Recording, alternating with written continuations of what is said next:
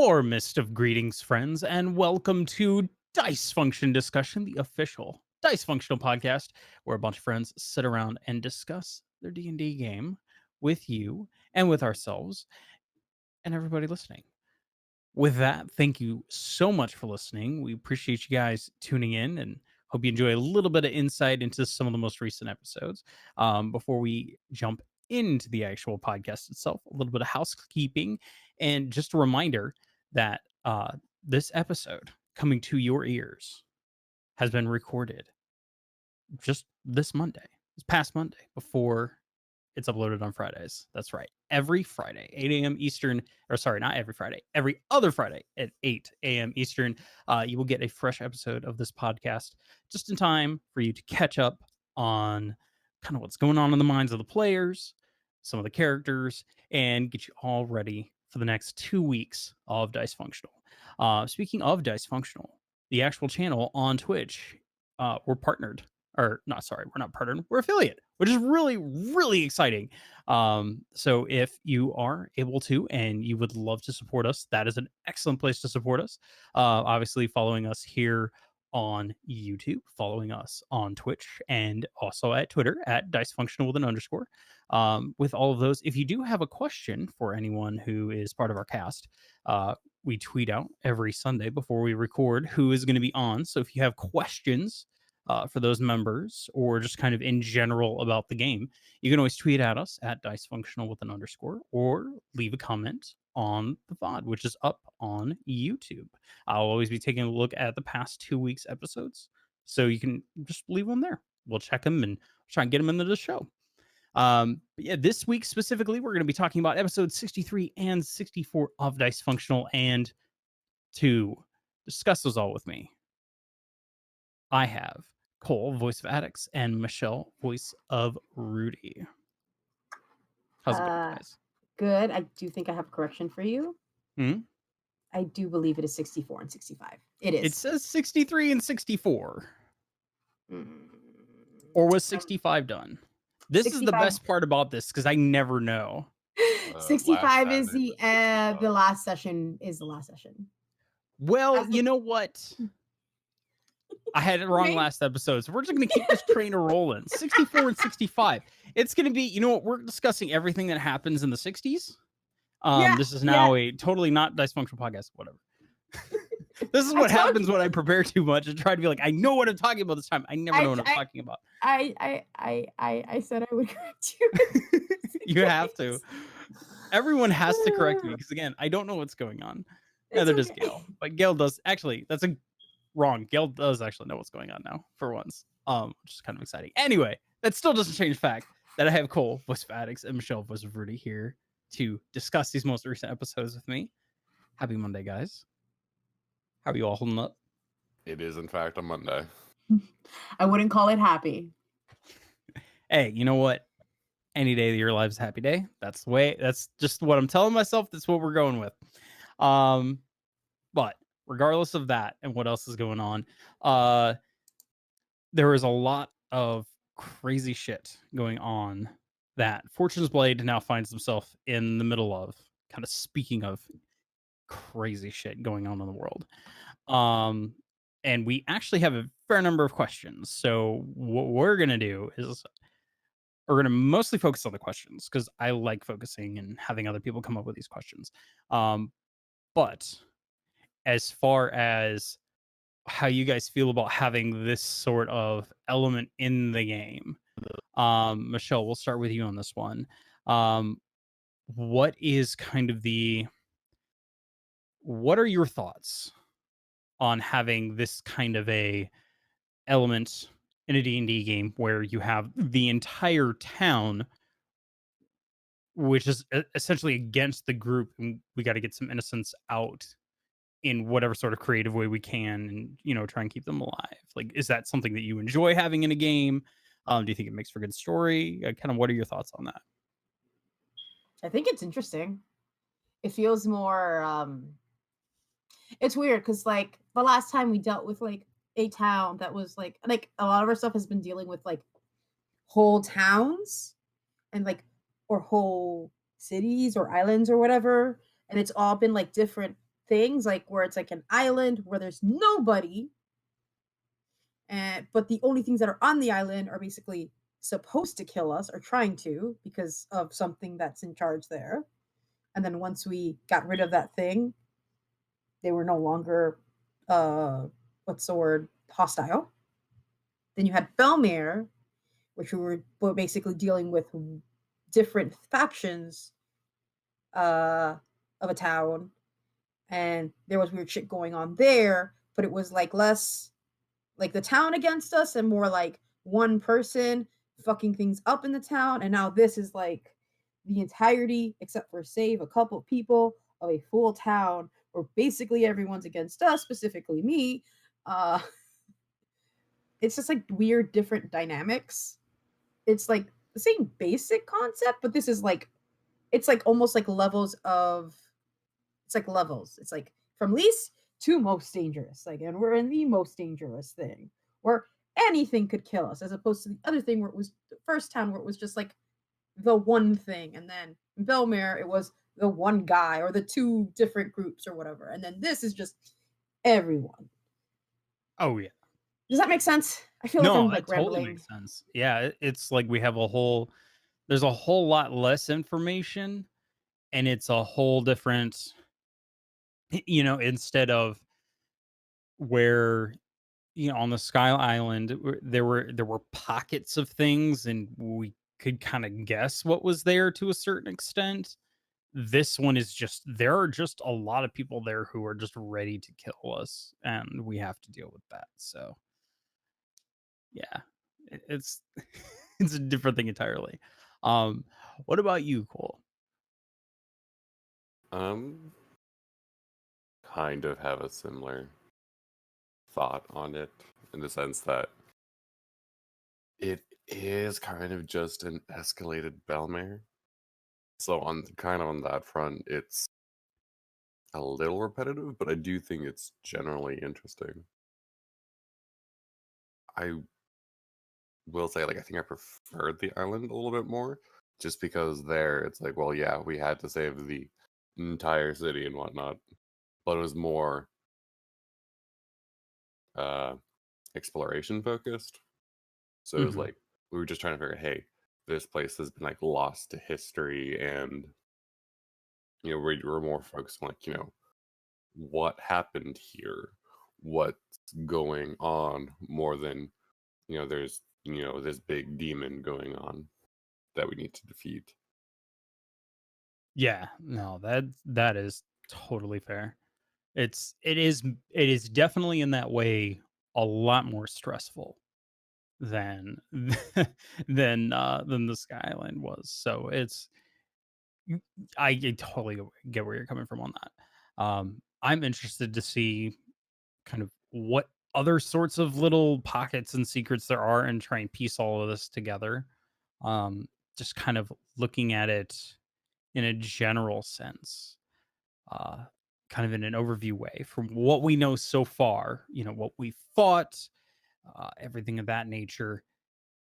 It seems like there has to be at least one piece that's kind of tying this all together. And it's really hard to see where that piece is, or kind of have even a guess of what that piece might be. Um, so I know I'm personally excited to see that. I'm one of those people though too. I do kind of like some of those, having some of those more stressful elements, some of those elements that really just kind of test the characters and force them to kind of jump into this role of, okay, we are really working against a lot here. There's a lot of adversity here. How are we going to handle it as a team? Hmm. And it's showing some cool dynamics. Yeah. And I think at least at least so far, I think this group of seven are very, very, are more tight knit and work better together than I think most of them have thought to this point. So it's cool to see that. But yeah, that's just kind of where I'm at on that. But yeah, we have a few questions from various people in the group. So we'll start with those because then that can lead into, honestly, whatever sort of other discussion we have. Well, the first question, Cole, is going to be for you. This is from Becca. So her question to you is Addax ended up 1v1ing the gunman and almost winning, but also almost losing. How is he feeling about his performance? Does he feel about how does he feel about her getting away, this gunman? Why did he instigate the fight in the first place? Was it just because she shot Maddie, or was there some other motivation? Additionally, Addax is known to have a keen interest in unusual beasts and cryptids.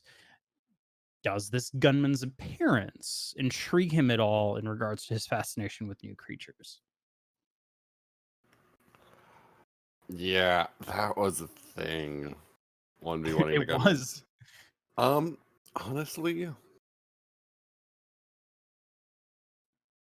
I mean, from a slightly more meta perspective, it wasn't necessarily that it was just because she shot Maddie, because it's like clearly everyone tried to get after the gunman, because it's like Dea tried to, Eldritch Blast, Rudy tried to burn like all the dimension doors to get close.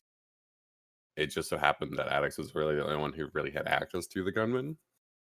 Mm-hmm. And we were so bloodthirsty at that point because it'd been so long without combat. We were just itching for a fight.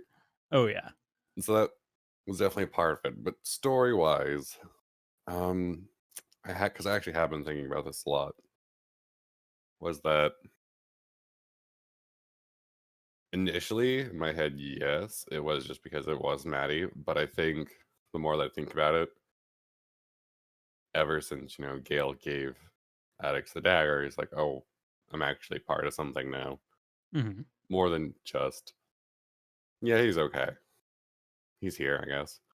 And he's like, he definitely would have, done that for anyone in the group. Maddie definitely stung a bit more because, like, it's Maddie. Like, she's so sweet. She's the bean. She's Precious like the bean. first person who's friendly to Oh yeah. Addax. As far as feeling about his performance, he feels terrible about it. He is very frustrated with himself because she did get away. He understands that the fight could have easily gone the other way and was very close to at several points during that combat.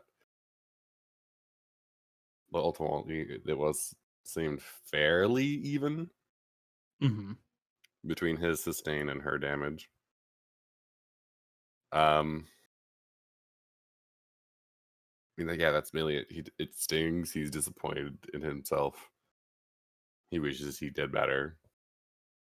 Because he understands that the main thing for him was, it's like, hey, she is very dangerous. She's a long-range threat. Best thing I can do to help my friends is to just keep her distracted. Yeah. And then it looked like, oh, I could actually win this fight. I will try to. And then he didn't. She got away. It's like, well, crap, now this is going to be a problem. She's going to hurt my friends again in the future. And then for the last part, that's actually a really interesting question. I don't think so, because it's just a weird tiefling appearance. So it's just a weird tiefling who got burned. And it's not as special. But I don't know, maybe when we learn more about her, that will change. But for now, nah, it's just she shot my friends. Gotta kill her. Yeah. Hey, that's as good that's as good of a reason as any, if you ask me. So, plus, hey, fighting in D&D is fun. So, you know what? We'll start with Cole's question for you first, because then that might lead better into the second one. Yeah. So Cole's question for you. So the Rosenvales have been hanging over Rudy's head for a long time now, and we're finally here. what has surprised Rudy the most out of everything that we've seen so far? Is it is it is it everything she was dreading, or is it not as bad as she thought? Once this chapter is closed for Rudy, what is she most looking forward to once this is all no longer looming over her? I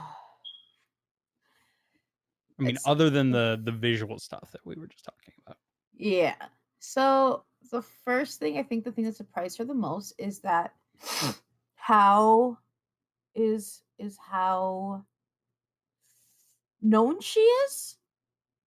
I think she kind of expected to be a little more under the radar, but like Messin being like, "Yeah, I know who you are," and Asajio basically being telling her that she has her like mother's looks, or she's like a tiefling version of her mother, essentially. Uh, yeah, I don't know. I think she kind of expected to be a little more under the radar than she is. So that's I think been like the most surprising thing to her more than anything. Like it's hard to explain, but like it's just like I don't know. She thought they could be more low key, and they have not been able to be low key because she is basically a walking like alarm or something. If that I don't know how to describe it because I'm really bad with words today, apparently. So like Um, a walking, almost like a walking billboard in a way. yes, billboard. That's the word I Yeah. was looking for. Thank you. Yeah. That's how she feels like, oh God, she's like way more of a walking billboard than she expected to be. Um, is it everything she is dreading, or is it not as bad as she thought? I don't know yet because we don't know the full situation. Uh, she does think it's a little weird that everything they seem to run into in terms of like bigger bads have like those weird yellow eyes, and she's starting to wonder if that's all connected. Mm-hmm. And I think she thinks it is. Um, I think it's more it's more far reaching than she expected. I don't think she was expecting it to be so like big and so affecting. Um so I think kind of like where her mind is. I think it's sort of on the level that she was expecting it to be, but then again they haven't hit like any of the really big enemies yet. So that might be a little more than she was expecting. Like, I mean, they fought like army guards and the weird dog, and then an Addax fought the gunman, but the gunwoman, Mm-hmm. but she wasn't there for that, so she doesn't know how bad that is. So I think that's part of it. Like, they haven't really gone up against any of the big people yet, so that's a thing. Yeah. And As a group, anyway. Yeah. yeah. And once this chapter is closed, what is she most looking forward to? She is looking forward to the artifacts whenever that happens. Oh And yeah. she is looking forward to like having some sort of peace in her life. Although that's probably not going to happen, but like in terms of like she's looking forward to not having this cloud hanging over her head because it's been hanging over her head for the last year, and quite frankly she's tired of it. Like I think she's said that before, like this has been something that's been looming over her for a very long time at this point, for a year now, and she's kind of done with it and she just kind of wants to deal with it. Mm-hmm. Which is why she is being a little more reckless, I feel like. But that's the thing. Yeah. That's totally fair. So cool. Got a second question here for you. From Jolly. So Addax has had his hair down since the festival, and still has his hair down in the Rosenville mission. Is there a reason for his current hairstyle? Did something or someone influence him to have his hair down a bit? Is there some sort of hair routine or new hairstyle he's trying out?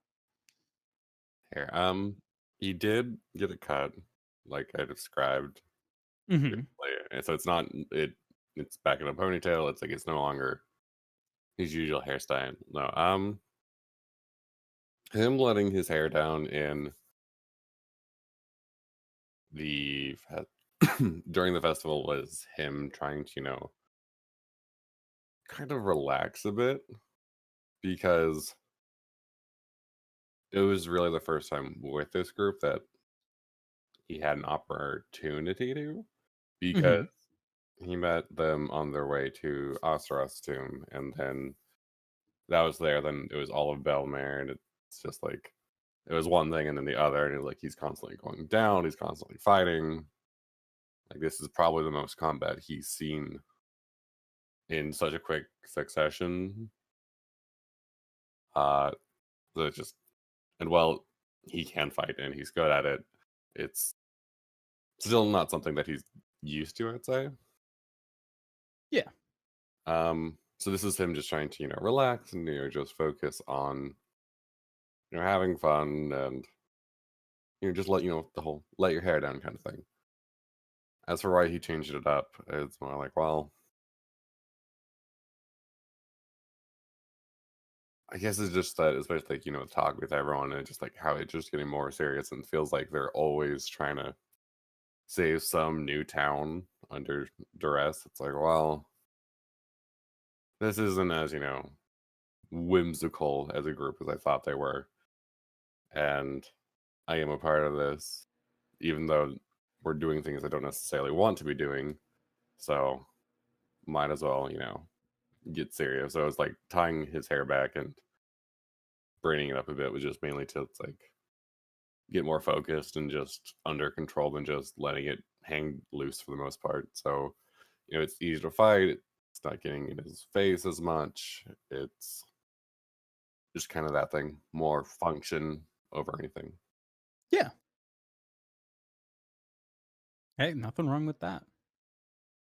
Got to make the function look stylish. That's how that works. But yeah, weirdly, Gotta both of us did hair things. That's fun. It's coming up on that time. Coming up on level 10. Everyone's going to start changing their outfits. Addax is just getting a head start. He's ready. That's Love true. that. It looks To good be though. fair, though, I'm like, sure. the main catalyst for, I said, I've kind of had in my mind for a while, it's like when Addax will like really start changing up his outfit is like when he officially felt like he joined the group, and with like Kale giving him the dagger, that was definitely a big moment for him. So it's like, okay, pretty much after we deal with this dumpster fire, it's like I'm probably gonna get a little more comfy, wear something else, something a bit nicer, maybe. We'll see. I have thoughts about what's happening with Rudy after this. Oh, yeah. I've had discussions. It'll be cool. It'll be cool to see what everyone does. Yeah, there'll be a lot of. I feel like there will be a lot of changes, so it'll be cool. All right. So, Michele, questions for you. Makes sense. And then to kind of continue along that whole thing with Jolly's question of since getting here, we found out that this situation does involve this whole Rosenvale situation has affected the citizens and other blue cloak groups. That is so hard to say. Blue cloak groups. Is Blue Rudy cloak. worried or confident about the group's well-being as a whole? And do you think she's mentally ready to face her family? I think in terms of the whole group, I think they are gelling really well, and she feels very confident. She entrusts her life to these people, and I think in her mind she'd rather there's no one else she'd entrust anything to. I mean, they brought her back once. It's like there's no one else she'd rather be with. Yeah.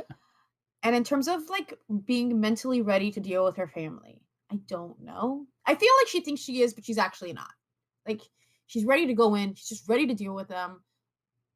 Part of her wishes they didn't have to do all this weird like stuff that they're doing around to get around them.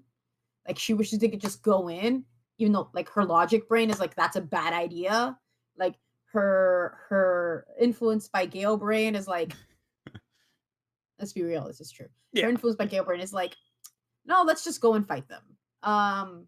But she knows that's probably a losing fight, and they have to do the weird roundabout and like fighting the assassins, hopefully one by one, which is kind of like what she wants to do, is just like single them off and just fight them one at a time if it's possible. But who knows how possible that will be. But yeah, that's like she wants to just go in, but she knows that is very, very, very stupid. Her logic brain is like, that's a terrible idea. Yeah, that makes sense. Hey, sometimes it is hey, we're gonna run in and do something dumb. Other times it's like, yeah, you know what? As much as that would be fun. But speaking of the whole resurrection thing, so a couple questions for me / Gale. So Jolly had one for me. And so the question was, things are getting more serious than ever. If Gale does die in this current mission, would he still want to be resurrected if if he may not be the last? So this kind of has something to do with some conversations that I've had with people off stream, kind of about how Gale feels about a lot of different things. And originally meeting Addax, he's like, well, also there are other Firbolgs, maybe my job is done. But especially lately, and this will kind of lead into the question that Kole had for me. Gale has kind of found a new purpose other than just kind of being a Firbolg. And he's done some things and tried to step more into the shoes that he feels like his mom left for him, and kind of had always talked about him filling, which hasn't been broached too much, but we've seen some glimpses of it so far. So Gale would definitely want to come back because he knows that his job is nowhere near done, so he needs to stay in the fight. And then Cole's question is, of all the people in the party, Avro chose Gale as the most willing to potentially kill innocents if it meant doing something for the greater good. How is that sitting with Gale? In the past, Gale has only donned the mask for major battles, but Gale has donned it for every fight so far in Rosenvale. Is it just the dire circumstances that inspire this, or is there more to it? So as far as killing innocents, Gale doesn't see that as that is something that Avro's essentially asked him to do. Gale looks at it as Avro went to Gale and was like, "Hey, I know you, and you won't hesitate. Like, there will be a difficult decision and you are just going to act like you are going to get shit done and protect the most people." So Gale is 100% fine with that. His oath is to the light, and this place is it's literally dark all the time. There isn't light here, and Gale has to be the one to fight that off. That's how he looks at it. So, and that kind of leads into why he's been wearing his helmet. Part of the idea of the helmet is it's kind of one, it's literally a weapon that he can wear on his head.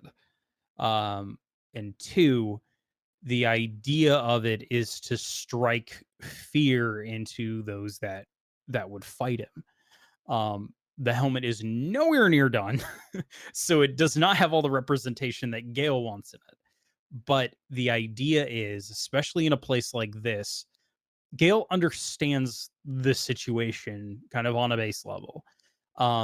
He's been very careful when escorting, like citizens and stuff like that, to leave it off, to kind of give him that feeling of, okay, it's just a nice warm Firbolg, we're okay.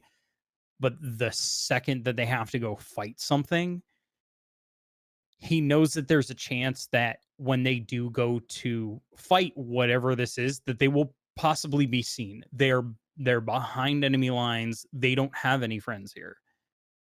So the whole idea is if something does catch a glimpse of him, that it will be this even more terrifying, twisted thing that's literally mauling these guys as allies. So that hopefully in doing that, if someone does catch a glimpse of that, they'll remember that, and either they'll back down and leave, or it will leave such a distinct impression that they may just leave before, Fortune's Blade ever has to deal with them. That's that's kind of his whole thing, and reason for doing that. It's truly just it's a fear tactic. That's what it is. And it's starting to get to the point where it almost gives him courage in a way. And it's kind of a reassurance thing for him, like, all right, like we're about to go do battle. So that's kind of where Gale's at. And yeah, no, he has definitely been a little bit more serious lately, and it's been a weird thing to experience Gale like this, like in a game. So I'm kind of enjoying that, seeing that kind of different part of Gale. Obviously, As except for failing stealth checks. Shout out to Pass Without a Trace. Yeah. That shit has saved our ass. The most clutch spell that has been cast this entire time. Like my favorite part of that yesterday, like legit when it's like, should I burn my 3rd level to cast it? I was legit not looking at the rolls coming in. I was like looking honestly between my monitors. I was like, should I? I probably should. This is like the bad area. And it's like, yeah, I cast it. And then I look over at the rolls and it's like, yes, this is why I cast it. It's like, okay, thanks, Kurt. And then it was me, and I think one other person then dropped a 3 like right after that. No, that was me. That was me. Yeah, it was both of us dropping 3s like right after you said it. It's like, okay, good, we're safe. This is good. I rolled like shit in that one. Like I was in the middle, like I was between good and bad, and then like that one was just real bad. But like I had some good ones. I just generally did really well on stealth check. I was actually surprised. I remember on that one, you ended up getting a 20 after that too. So yeah, you did. It was like it was a 30 total. And I was like, I'm fine. I'm fine. I'm helping the rest of the group not get ambushed. This is good. Mm-hmm. Oh yeah. No, to sort of follow up on that previous question, it also sort of from a slightly meta perspective, it kind of felt like Connor was going to like, hey, these softies are going to need to make a hard decision, and you, the player, are going to need to help them do that. How did that feel? There I feel like there might have been a little bit in that. It's always hard to tell, and I always, for me, for those of you who don't know, I have DM'd a fair amount and done a lot of homebrew stuff. So from that perspective, for me as a player, I do really try to step back out of it, but it did feel a little, just ever so slightly, like there was also a little bit of, by the way, this is a, hey, little nudge, nudge. Remember, like, if you need to drag people around, fucking do it, because it's gonna be serious. But it mostly felt like an in-game thing of Avro going to Gale to ask Gale about that. I felt like it was Gale, like it was Avro deciding, hey, okay. It was kind of Avro being like, okay, you're the leader now.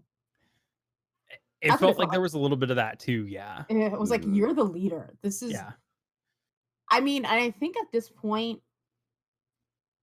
I'd say at least half of the group anyway views you as the leader, weirdly. Like, I certainly know Rudy does. Mm-hmm. Probably Addax does. I wouldn't be surprised. It's not that I think Addax think that Gale is necessarily the leader. It's, at least from Addax's perspective, there is no real leader. Mm-hmm. Gale is just one of the voices of, if a decision needs to be made, I will make a decision. But in his mind, that doesn't necessarily equate that to being an official like leader TM. Yeah. I don't think this group has an official leader TM necessarily, but like I feel like Gale's voice is one that is very much listened to. Yeah. In a way that other people in other people, wait, I'm saying in a way that like most of the people maybe necessarily aren't. Yeah, I get that. It's also just like, I feel like that's also partially because it's Gale, and it's like the amount of effort required to stop him from doing something is quite high. So it's like, we're just gonna let him do it. It's a very high barrier to entry with that one. We're gonna stop the. Yeah, no, that's not happening. Just let him do it. Yeah. I mean, Gale literally did respond to Dea going, do whatever you want to. I mean, I was going to anyway. Mm-hmm. Like, what are you gonna do? Stop me from helping people? Like, I welcome you to try this. I'm going to do this. I have already made the decision. Yeah, no, entire Gil is trying to do more. I'm sorry. The entire scene was fun. Like, oh, I'm going to do what I want anyway. And it's like, I am going to kill you both. Well, I would like to see you try. Exactly. You know, It felt a lot like that. I was like, "Oh man, we're getting spicy here." It got a little spicy there, but it got dealt with. That being said, I thought it was more teasing than anything. I don't know. I think it's kind of great because both Addax and I aren't sure how serious she was with that threat. It's Yeah, like, that's kind of in character and kind of amazing. yeah. Oh yeah, no, that whole thing was totally in character. I'm Oh, like, that whole I thing don't know was. how that would have fallen out. It would have been interesting. That whole Like, thing was was in she character serious? because Dea Would is she actually have tried to murder? I You never don't know. know. Dea is very stubborn. Oh yeah. I She's mean, lovely. everyone in that group is like that. In that conversation was very stubborn. Let's be real, involved in that specific conversation. Oh yeah. It's just extremely stubborn. Wow. Well, yeah. Hey, we got plenty of opportunities to see how that Oh will play out man, in the that's gonna future be fun. too. So, oh yeah. And we got as far as questions go. And I just want to make sure that I'm getting to one last question that we have from Jolly. And this is for everyone. So Cole, we'll start with you, then Michelle, and then I'll answer as well. Okay. Yeah. So, what are your thoughts on the current Rosenvale situation so far since we've arrived? Kind of either player or character thoughts. Are you optimistic or pessimistic about the mission? Um, Before we encountered the problematic group causing the dark weather, any theories or predictions how the mission will go? And then one last one: since 2 people have died in the group, any special precautions to avoid another death? And I'm just going to throw Um, this out there: if a death is going to come, I feel like it's just kind of an inevitable thing. But we do have Yeah. resurrections, so yeah, I'm kind of at that point. I feel like given the circumstances, there is a strong chance of a death or two in this arc. Because Mhm. I feel like if we do slug it out as, you know, their group of assassins versus us, I feel like if everyone's on the same level as the gunman, that's going to be a fight where someone easily could die. Because again, she ripped through Addax's 105 hit point spider form in 2 rounds. I mean, yeah, she had to burn all her grit to do that, but that's still a lot of damage, and our party is still generally squish. Mhm. That's why So we need to go after if them one by one. Exactly. yeah, I mean that's the plan, but that may not be an opportunity that presents itself. So it's like I feel like there might be a death there, might be a death there once we fight, the Rosenvales themselves with the Dimmadand. As far as precautions, it's like we just play Spawner. There's nothing specific that I'm thinking of, at least. I think We try to pick out them one by one. We don't. Mhm. I think the current method that we're doing is kind of our precaution. It's just like going as stealthy as fucking possible and not rushing into things. Because I think like rushing into things has been our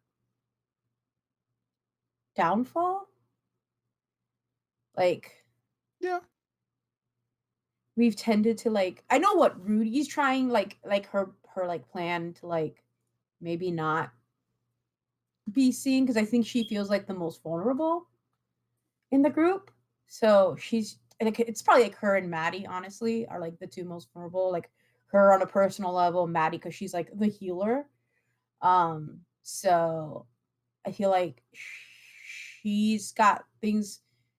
She's taking spells. That's why she's taking certain spells and whatnot just to like not be so like easy to catch, if that makes sense.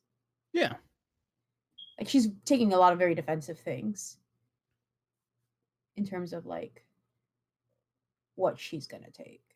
But I think in general, I think the method of being sneaky as fuck and trying to like maybe pick them off on own if possible is probably what they're going for. Yeah. I agree.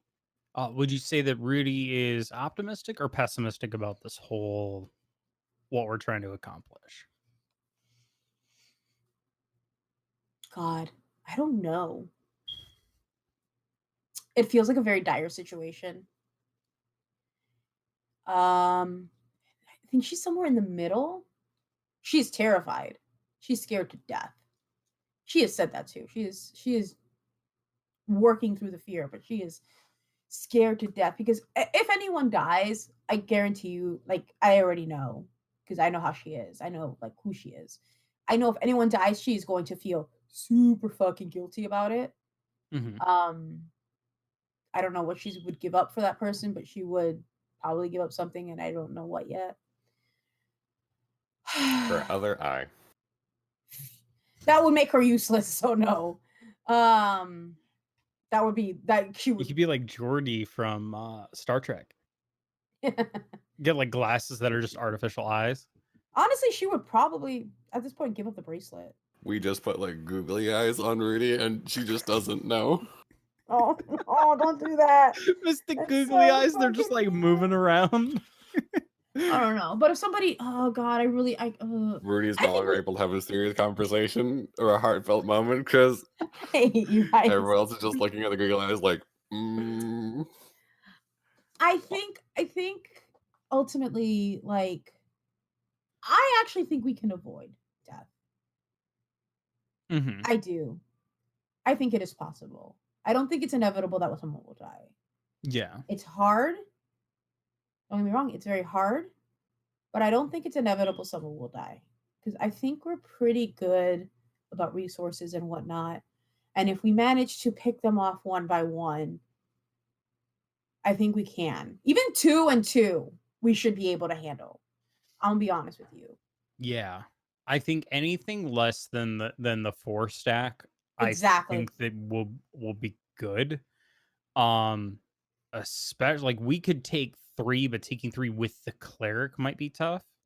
Yeah. Well, at least what we I want to go assume is the cleric. We don't know that it's a cleric, but you it's know, if it probably looks a like a cleric. cleric and walks like a No cleric and armor. quacks like a cleric, you can be pretty Yeah. sure it's a cleric. Yeah. And Connor has a fondness for evil Yeah, clerics, as Connor we've fucking already loves clerics. So yeah.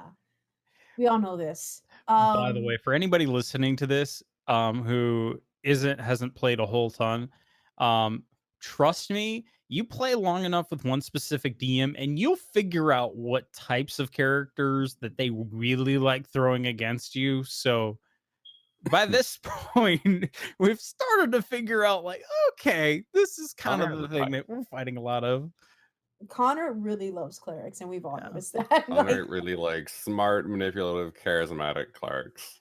Yeah. Who generally don't wear armor, apparently. If this new one is anything to go by. I think, but I do think it is actually very, yeah, that makes sense. Yeah, who don't wear armor. Yeah. Well, Yeah. Armir wore armor. Lacroix in and this fairness. new dude. This new dude does The it only though. cleric we've met who does is Armir. Yeah. Again, almost fucked his shit up. And we saw I- how well that worked for him. I needed one more round and I would have had him. I think, but yeah, but no, he had you Nope, instead. you died though. I know. However, he did burn all of his shit to finally take down Gale. I'm still proud That's of him. true.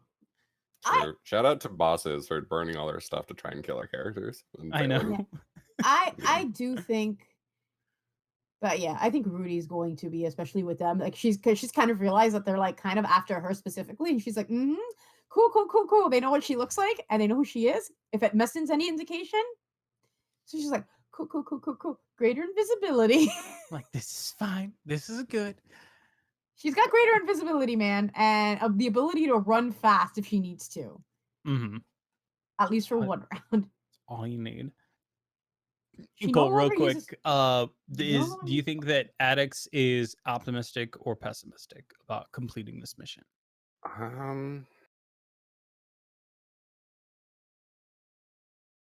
Addax isn't sure. Mainly because Addax has no idea what's going on, really. I mean, because that's kind of like I was trying to get into with like the conversation that he had with Yale about how, like, do we always do this kind of thing? Mhm. And how even last session he was like, I'm not sure what the best course of action here, because it's like he understands that the city needs help, that there's a demonic or fiendish influence here, and that things are rough. But beyond that, he's like, I don't know. And so he, at the very least, he has not gotten a real gauge that, hey, things are really, really that bad. So I guess maybe more optimistic. But I don't know. He's just here to party. Hey, and that's all part of the fun. All part of the fun. There will be a lot of partying, though, so we can all be sure of that. How's Gail feeling? Gail is optimistic, and I'm optimistic too. I'm less optimistic than Gail, but that's just part of. Gail has this complete other level of, yeah, I'm here. This is what we're supposed to be doing, and we're going to conquer it. It's gonna be difficult, but we're gonna conquer it, and that's all that really matters to him. And he likes everything he's seen so far with the group. So yeah. I think it's inevitable in the fact that we all should be ready for some fight to come out of nowhere. That's going to surprise us, and just by the chaotic laws of the universe, like we're gonna get hit with some fight that we're not ready for, or there's gonna be some ridiculous trap that those days all happen in D&D where you're literally doing everything that you can to prevent it, and the dice just decide, yeah, no, somebody's gonna die today. So that's just something that I always mentally prepare for. I do think, especially with how we've gone about this and kind of the general plan that we have, and with the tools that we have and that we're all now willing to use, I do think that it's possible that we could avoid and like a actual player death, even to the point where we wouldn't need to use resurrection. I do think it's completely possible. I think it will be difficult, and I do think that we will need a little bit of dice luck to go with us in doing that. But I think that as a group, I like where we're at, and I like how we're all kind of meshing and taking this seriously enough from game perspective to make sure that our characters don't do dumb shit. So I believe. Yeah. As far as I guess that goes, it's like my biggest fear is that we do have to go, 4v7, and this does sound a little self-centered and I feel bad, but it's like the gunman is fully aware of what Addax is capable of and how versatile he is. And, Connor loves his smart villains. So my kind of fear is the four of them get the jump on us and they try to make sure Addax goes down, because it's like, hey, this dude can turn into a giant spider, among other things. He's going to be a big help. It's going to be a combination of like how we're going to go after their cleric, they're going to go after Addax. Because he is mage and thorn inside. And I think if they get the jump on us, like I do worry a smidge about that, because I can't roll health to save my life, so it does really not take much to get me down. Yeah, you almost have more health than me, Michele. You have no room to talk. No, I was saying we need to avoid them getting the jump on us. We need to find them. That needs to be our goal. That's my thing. That needs to be our goal, is to find the assassins. Like that's what we need to do. That's what we need to focus on. Yeah. That's one of those things that we'll look to see if we can make a priority for sure. We'll make it work. We'll come up with some awesome plans, and who really knows? Because that's the best part about D&D is half the time you're making everything in the moment. And if you want to see what is come up with in the moment, just like all the amazing things are in this game, you can tune in live every Saturday at 4 p.m. Eastern time, twitch.tv/Dicefunctional. That's where we play it live. That is going to do it for this episode of Dicefunction Discussion. Thank you, Kole. Thank you, Michele, for coming in and discussing the game with me. We appreciate all of you for listening and supporting us. We appreciate you listening. Hope you enjoyed it, and we will catch you all next time. Bye, everybody. Cool. Bye.